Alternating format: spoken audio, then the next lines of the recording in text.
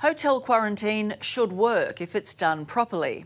That didn't happen in Victoria, and now, of course, we're all starting to find out what went wrong. Tonight, we speak to hotel guests who say they were sitting ducks.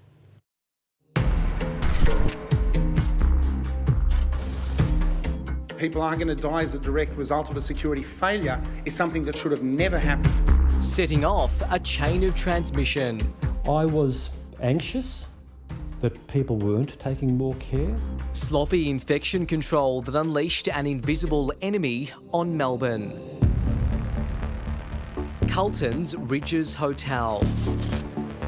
This was supposed to be the coronavirus containment line. Instead, it became an incubator for Australia's deadliest outbreak. They're responsible for what's going on at the moment. Nick Saboch was one of the guests here after returning from a work trip in America.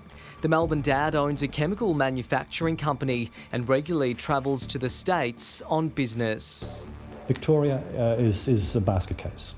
Nick says he became extremely concerned before even boarding the bus to the hotel. A lot of the people, the border security, the immigration people in the baggage hall, a lot of them weren't wearing masks, were standing, talking to each other, very, very close, and joking and having a bit of a natter. On that day in late June, there were almost 2,000 coronavirus cases in Victoria. When I gave in my declaration, the guy wasn't wearing a mask. He handed my declaration to another guy who wasn't wearing a mask sitting at a table.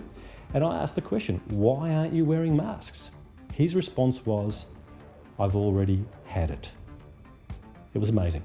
At the hotel, Nick says he couldn't believe the attitudes of the guards. You'd look up the hallway, the person standing at the end of the hallway didn't wear a mask. I had a friend drop in a Red Cross package. The guard came to collect the goods without a face mask.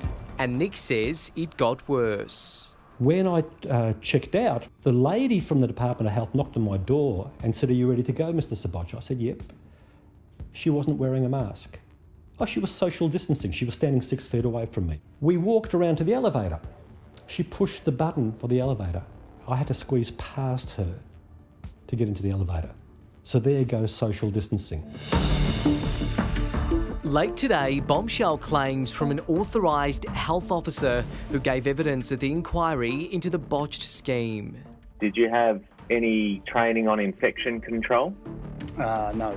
Ranger Luke Ashford was seconded from Parks Victoria, but says he had zero training on infection control or how to use PPE, instead given an hour of training on using an IT system and a lesson on equity and diversity. So did either the online session with the app or the training on equity and diversity tell you what your role was as an authorised officer? No, not to my memory, no. Luke says he was staying in close proximity to another authorised officer who was working at the Stamford Plaza. That man needed to isolate after an outbreak there, but Luke was still told to come to work. Do you know whether he'd been tested at that stage? He hadn't been tested. He was tested that day subsequently, yes. Right, so when you went to work, you didn't know whether he was positive or not? That's correct.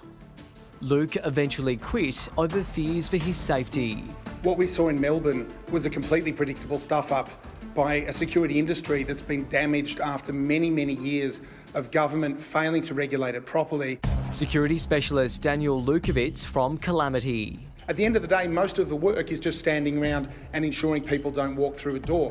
You don't need highly trained police for it. You don't need military police for it. You just need a system of bodies that are well managed, that are well supervised and that are paid properly. And that's where everything fell off the rails in Victoria.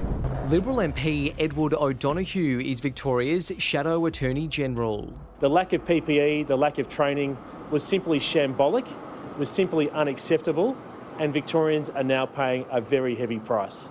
Up to 99% of cases have been traced back to hotel quarantine, 90% of them to a family of 4 staying at the Ridges Hotel. 10 days after they arrived, 3 staff, including security, developed symptoms and tested positive. The exact moment of transmission remains a mystery. We are at war with this virus, and Daniel Andrews sent in bouncers, not soldiers. The inquiry report will be handed down in November.